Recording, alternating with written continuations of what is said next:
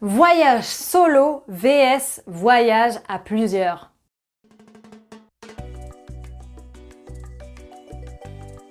What's up les girls, bienvenue sur Challenge ta vie, je suis Sarah Imbert, votre coach experte en confiance en soi grâce à la puissance du voyage transformationnel.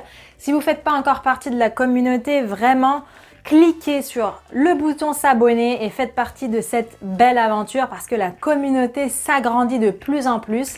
Si également vous voulez me faire part de votre situation, si vous avez envie de partir en voyage solo pour exploser votre vie, n'hésitez pas à cliquer dans le lien dans la description.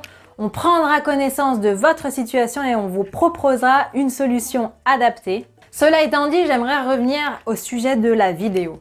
J'aimerais vraiment vous faire comprendre la différence entre le voyage solo et le voyage à plusieurs. Le voyage en solo, pourquoi j'adore ça? Pourquoi je fais ça depuis des années maintenant, depuis mes 19 ans? Aujourd'hui, j'en ai 27 pour vous dire.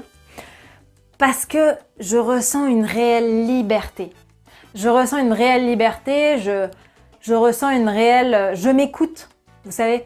Je trouve qu'aujourd'hui, on est dans une société où on n'arrive plus trop à s'écouter parce qu'on est sans cesse sollicité et donc du coup, on ne sait plus trop s'écouter. Et en voyage solo, justement, on suit la vague, on suit le vent, on suit ce qu'on a au fond de nous, ce qu'on a envie de faire au moment T.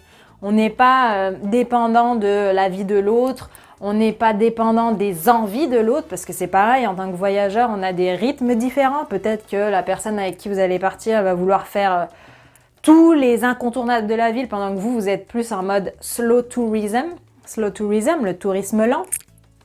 C'est pour ça qu'en voyage solo, vous êtes vraiment, mais tranquille. Honnêtement, en d'autres mots, c'est ça, vous êtes tranquille, vous expérimentez la vraie liberté du voyage, vous expérimentez le vrai côté, et ça c'est le deuxième point, le côté surprise du voyage, d'accord? C'est-à-dire de se laisser bercer finalement par le voyage, ça va vous apporter des opportunités, ça va vous créer des opportunités, ça va vous créer des inattendus, et contrairement à ce qu'on peut croire, c'est pas que des inattendus négatifs, il y a des inattendus positifs, des personnes que vous vous attendiez pas à rencontrer, qui finalement vous ont fait finir dans un repas de famille portoricain, des personnes qui vous ont fait finir, je sais pas moi, sur une balade en bateau sur le Nil, etc., etc. Enfin, vous voyez, c'est ça en fait, la surprise du voyage solo, c'est ça. Alors que à plusieurs, généralement, ça se passe pas ou ça se passe moins. Encore une fois, c'est la même chose. Pourquoi? Parce que les gens sont moins intéressés par un groupe. Et ils vont encore moins faire des choses incroyables, exceptionnelles, qui coûtent des fois de l'argent, à un groupe. Ils vont peut-être faire ça à une personne seule parce qu'ils vont avoir, entre guillemets, une certaine pitié. Pitié, c'est même pas le mot, c'est une certaine envie de contribuer envers cette personne seule parce qu'ils saluent le courage, etc., etc. Mais en tant que groupe, ils vont pas avoir cet instinct-là, ils vont pas avoir cette envie-là. Vous voyez, donc c'est ça aussi, finalement. Premier point, c'est vraiment cette liberté. Deuxième point, c'est la chance de pouvoir vivre des choses inespérées. En groupe, ça ne se passera jamais. Et sans parler de choses inespérées, quand je dis ça, ça peut être simplement une découverte d'une personne qui vous a changé la vie de par son histoire, de par ce qu'elle vous a raconté, de par sa vision du monde. Enfin, c'est puissant, c'est puissant. Et enfin, le troisième point, c'est le côté justement slow tourism. C'est-à-dire que vous êtes beaucoup plus flexible dans votre voyage, vous vous laissez porter par ce qui vous arrive et vous n'êtes pas en mode oula, il faut tout faire, tout voir, faut courir partout pour profiter un maximum et voir un maximum de choses que Internet recommande, par exemple. Quand vous êtes en voyage solo, on est plus dans aller chercher la culture, aller chercher l'expérience, l'échange avec les locaux.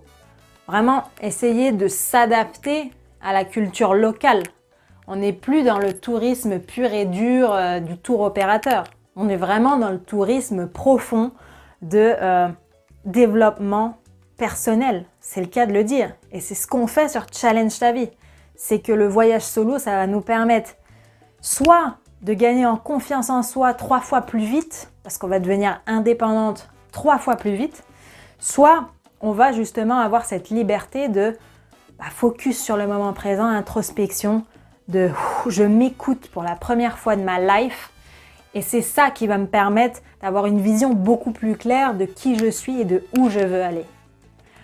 Voilà les filles, la différence entre le voyage solo et le voyage à plusieurs. J'espère que ça vous a parlé. J'espère que vous comprenez mieux maintenant le concept Challenge ta vie. C'est tout ce que je vous souhaite en tout cas. Et encore une fois, je vous souhaite vraiment le meilleur. Si vous avez aimé cette vidéo, partagez-la, mettez-moi un pouce, mettez-moi un commentaire. Et j'ai plus qu'une chose à vous dire, croyez en vous, croyez en nous, croyez en eux.